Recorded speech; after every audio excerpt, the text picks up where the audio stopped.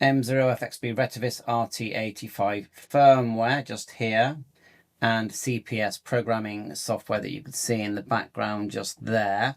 I'll put the link in the description. Now, someone asked me to have a go with the firmware. Fair enough. Not done that before on this particular radio.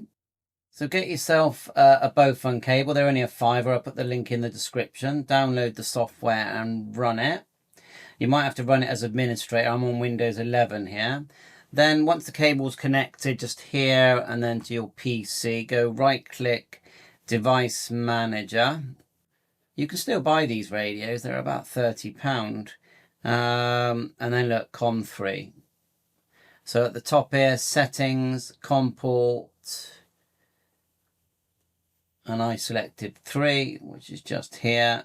And then I've just read from the radio and it's reading and writing completely fine. So we'll go. Now I always do this before firmware, just to make sure there's communication. You can see there I've clicked, you've got read and write here, and it is working fine, okay? So the next thing is to open up the firmware loader, which I've saved onto in a folder just here. So we know it's reading and writing. You can add your repeaters very easy. Look, come on.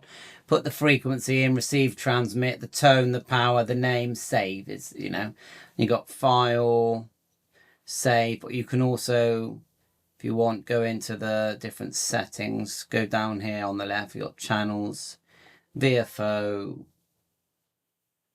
basic, just click basic there. And right, I'm not going to do that now because I want to do this firmware. Okay, another little window appeared there when I was clicking down. Click enter. So mine was just baffling there. So look at that. Decode. What's all this? Receive 150 245. What's all that? Anyway.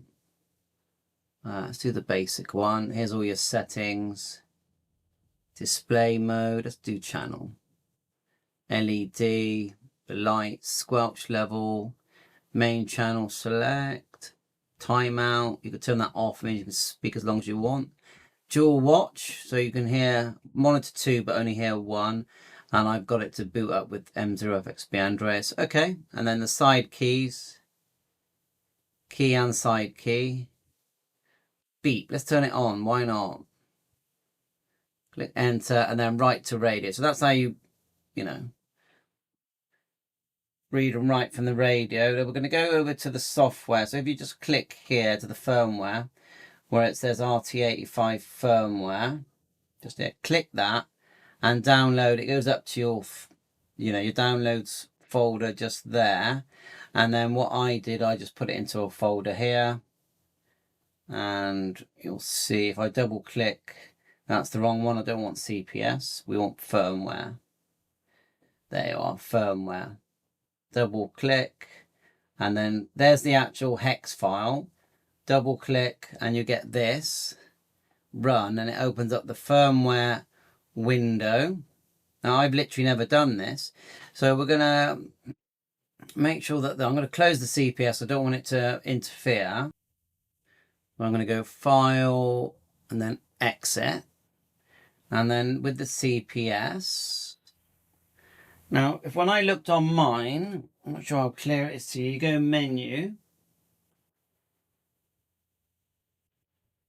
Just go menu and then go, start to go up and down. See if you can find the firmware version. It says MCU BQ1.45. which is what's on this model. Now, I haven't used it for about a year, mind. That's what it says. So, COM3, open. Let's open that folder, BQ135.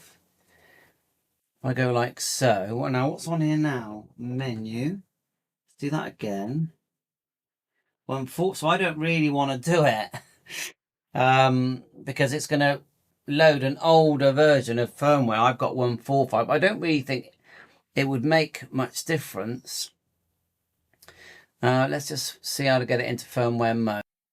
Now it says turn off. Now I would say if you've already got the new firmware, do nothing.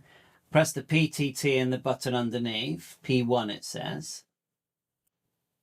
Turn on, is that one not going to work? Let's try the one above. Turn on. Press PTT and P1.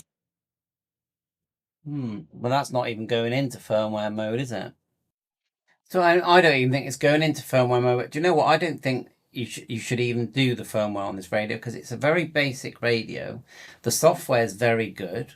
If someone else tells me they can get their radio into firmware mode, maybe mine won't because it's got the latest firmware and there's no newer firmware than the 1.45. Let me know. But anyway, showed you the process. All the links are in the description. Bye for now.